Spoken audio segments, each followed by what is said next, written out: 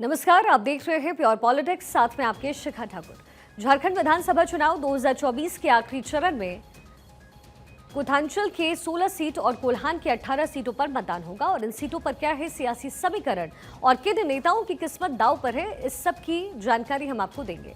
झारखंड विधानसभा चुनाव 2024 में दूसरे चरण का मतदान 20 नवंबर को होगा। इन 38 सीटों पर चुनाव प्रचार भी अब आखिरी दौर में है।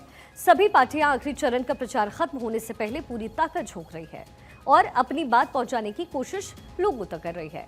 झारखंड की ये जो 38 सीटें हैं वो सत्ता की चाबी मानी जाती है। ऐसे में कोई भी पार्टी कोई कोर कसर छोड़ना नहीं चाहती।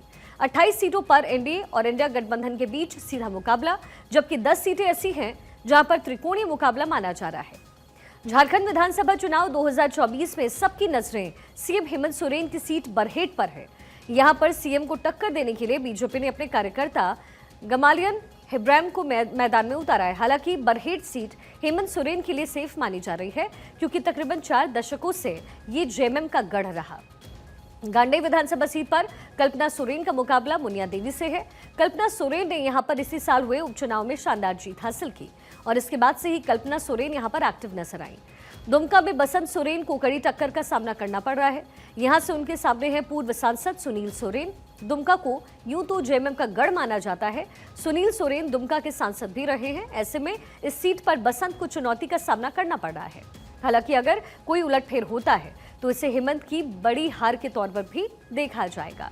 तो इस समय झारखंड को लेकर के जो तमाम पॉलिटिकल पार्टीज हैं वो दमखम दिखाने में जुटी हुई है, क्योंकि ये जो चुनावी प्रचार है वो अपने आखिरी दौर में है। ऐसे में ये तमाम पॉलिटिकल पार्टीज अपना जोश हाई कर वहां पर दमखम दिखाने की कोशिश कर रही है।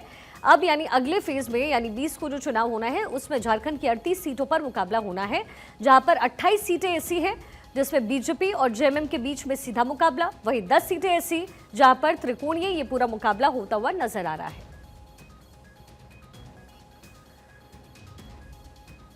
झारखंड में सियासी टक्कर देखने को मिलेगी। 23 को पूरी पिक्चर क्लियर होगी, क्योंकि 23 को चुनावी नतीजे सामने आएंगे, झारखंड के भी और महाराष्ट्र के भी। ऐसे में झारखंड में भी बीजेपी जोर आजमाइश उस समय करती हुई नजर आ रही है। वहीं जेएमएम के पास चुनौती है अपने किले को बचाने की। ऐसे में अब 38 सीटों पर जब चुनावी मुकाबला 20 को होना है तो देखना होगा कि मुकाबला किस तरफ होता हुआ जाता है। और इसके साथ ही जो अहम सीट है वो है बरहेट की सीट, जहां से हेमंत सोरेन एक बार फिर से चुनावी मैदान में। हालांकि बरहेट सीट को जेएमएम के लिए हमेशा से सेफ सीट माना गया है। साथ ही गांडेय में भी, जिसमें कल्पना सोरेन है जो कि हेमंत सोरेन की पत्नी है और इसी उपचुनाव में उन्होंने वहां से शानदार जीत भी हासिल की। ऐसे में गांडेय सीट पर और इसके साथ साथ बरहेट में चुनावी मुकाबला दिलचस्प रहने वाला है। बीजेपी और जेएमएम आमने सामने है। वहीं 10 झारखंड की सीटें अगले फेज की ऐसी है जहां पर पूरा मुकाबला त्रिकोणीय बनता हुआ नजर आ रहा है।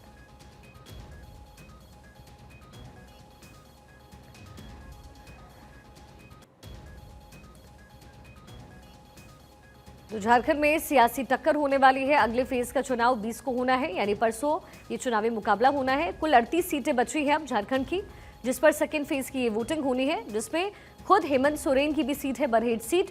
देखना होगा कि हेमंत सोरेन अपने किले को बचा पाते हैं या नहीं। हालांकि बरहेट सीट को सेफ सीट माना जाता है जेएमएम के लिए, लेकिन इस बार जनता का वोट किसके फेवर में जाने वाला है? क्या इस बार सत्ता परिवर्तन होता है या फिर अपने किले को बचाने में कामयाब जेएमएम होती है? ये देखना दिलचस्प रहने वाला है। 23 को ही चुनावी नतीजे सामने आ जाएंगे, झारखंड के भी महाराष्ट्र के भी। ऐसे में ये चुनावी मुकाबला जो है बेहद दिलचस्प इस समय हो गया है। अलग अलग बातें कही जा रही हैं। चुनाव प्रचार के लिए जो तमाम पॉलिटिकल पार्टीज के बड़े लीडर्स हैं वो पहुंच रहे हैं और मंच पर नारे दिए जा रहे हैं। उन नारों से क्या जनता तक मैसेज पहुंचाने में कामयाब बीजेपी या फिर जेएमएम हो पाती है? ये देखना दिलचस्प रहने वाला है।